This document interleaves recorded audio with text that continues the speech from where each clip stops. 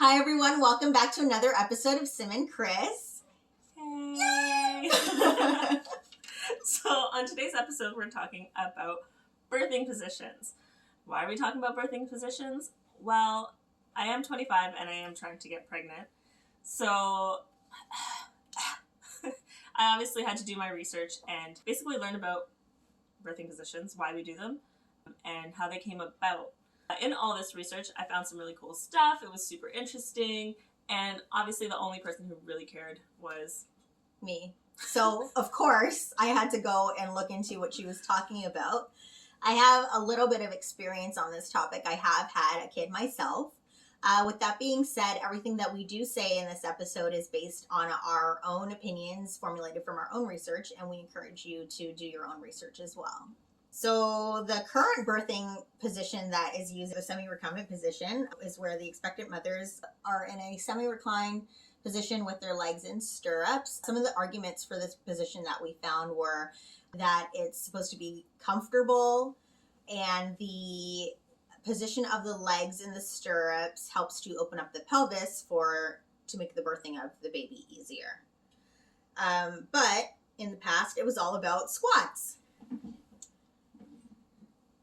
Could you imagine?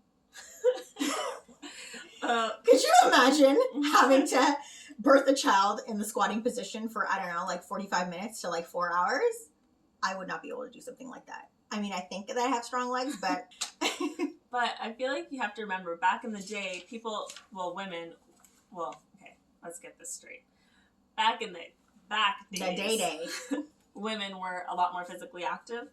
So doing physical labor, no pun intended, was something that they were used to. Therefore, if they were squatting, probably not as hard as it would be for you and me. Well, you're on your feet a lot during the day, but... I am. I guess society in general, we're just so much more used to sitting down and relaxing for everything. Most jobs are desk jobs. Yeah, exactly. So it would make sense that our position to have a child would be relatable to that for whatever the comfort position is. The other option to not squatting, which was kind of still squatting, was the birthing chair. The birthing chair had been around from 2000 BC, and it had been around for a really long time. The birthing chairs are still around. They basically are a chair with a cutout hole to make it easier. There's depictions in history of birthing chairs being used. So we start out like that, and then somehow along the way we end up lying down. Please make it make sense. So let's go back in history. Here we go. Midwives were the most predominant people in the birthing room when there was an expectant mother birthing, and they were basically the ones that did everything forever, essentially. Move forward a little and enter man, and by man I mean males. They decided that they wanted to be surgeon OBs and decided the best way to go about that and monetize was basically call having children an illness. So being pregnant was an illness. Just like everything else having to do with women. Essentially. Sad little story. Interestingly enough, ideas about decency in the female body during that time were quite bizarre.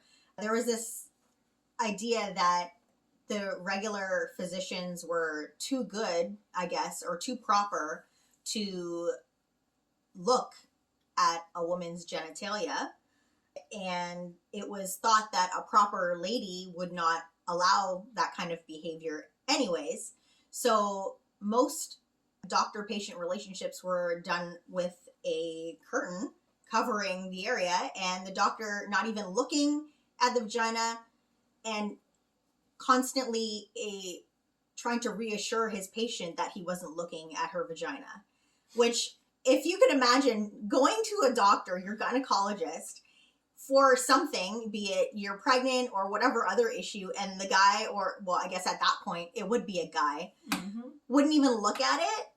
How horrible is that? I feel so sad for all the women who probably didn't get the proper care that they deserve because of social decency. Essentially, it was the worst pap of life. Yeah. Wow. Yeah, okay, everything's fine. When you said, could paps get any worse? Yeah, apparently they could. Yeah, they were a lot worse. So, moving forward now, enter Francois Morisot and King Louis XIV, I think. That's what his Roman numerals tell me. So Francois Morisot was, I guess, one of these self-proclaimed OB surgeons who was basically going around telling everyone that we should basically change our birthing position and just lie down. And he went as far as to write a book about this, The Diseases of Women with Child and in Child Bed. You know that? And disease. Exactly. And in this book, he recommends obviously changing the birthing position. And his reasoning is the worst. Simone loves it. His reasoning for changing the position to lying down and on a bed was that so basically you didn't have to move the woman after the fact. So because after giving childbirth, she was going to be tired and we had to waste our energy carrying her to the bed. Well, if she was already just there from the start, then it would save us some time of carrying her. It's just Horrible. So crazy. Just crazy. And his buddy over there, King Louis, he had this thing where he really just wanted to watch his wives, mistresses, whoever he impregnated, and it was like a whole slew of people. You would think the novelty would have worn off after the first couple times, you know? Well, like, no, the first couple times he didn't see it because they were squatting, and now he can. Yeah. So, yeah, he basically said, I want them to be lying down on the bed with their legs up so that I can see what is going on. And obviously, the king does something, well, it must mean something. It's so amazing. Let's all do it.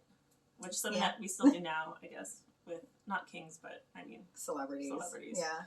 And then obviously after that, here we come to America, and basically in the Americas in around the 1800s, they were just kind of doing whatever they did in Europe. So those three positions going around, I think in France they were lying on their backs because King Louis and Morisot. And then in like England, they were lying on their sides. And then obviously Germany over there, they were still in the upright, like squatty positions. And for no apparent reason that I can find, America's decided to follow suit with the French and are carrying on the tradition of lying on our backs. How you feeling about that? Sad.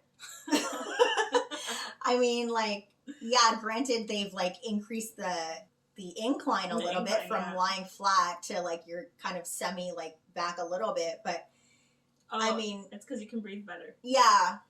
Well, thank God for that. That little tidbit.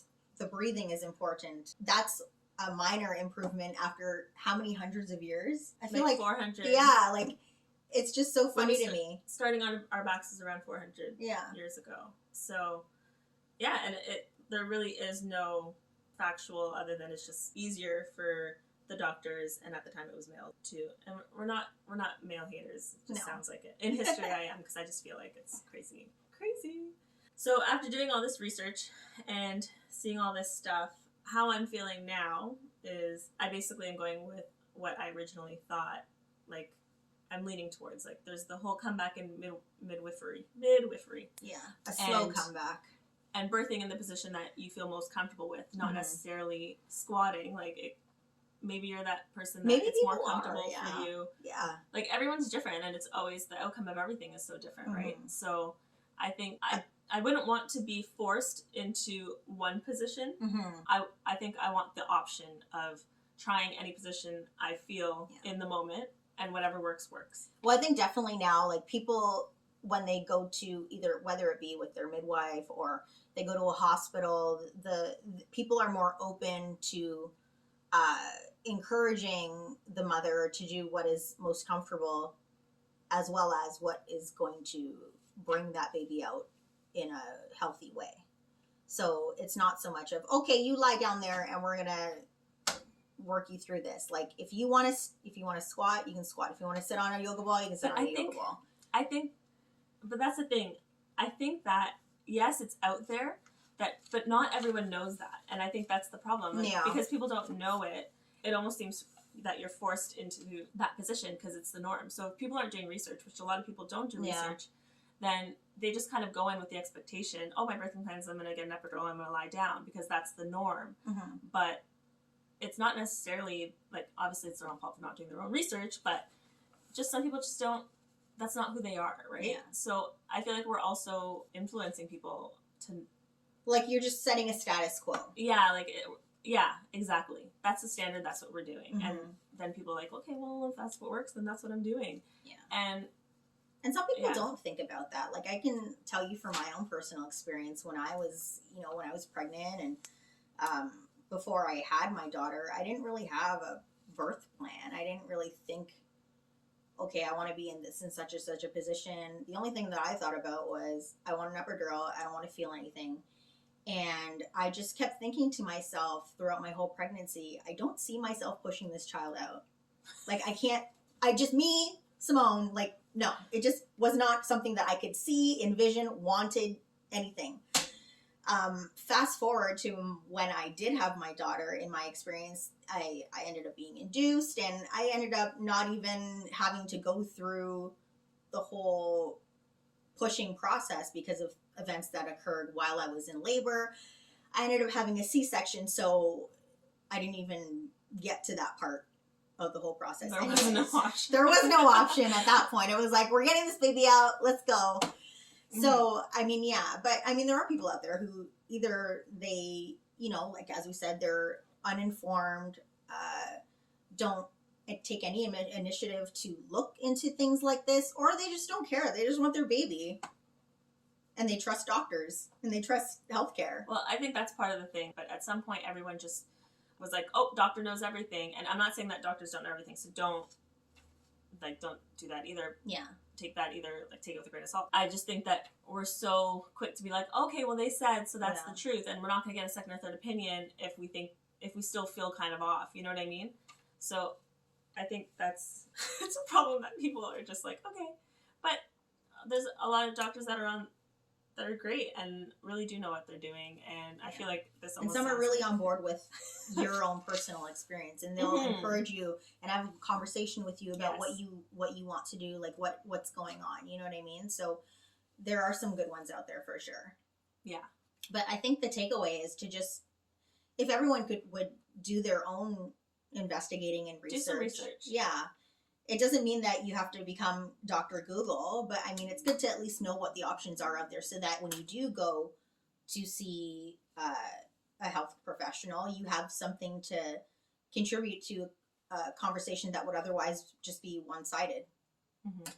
Well, and I also think reading both sides is super, super important, because there's, like, I think we have this idea in our head where it's like, oh, I'm going to get the epidural, Mm-hmm.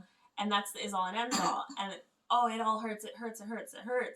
And I'm not saying, obviously I've never gone through it, so I don't know that it doesn't hurt or it does hurt.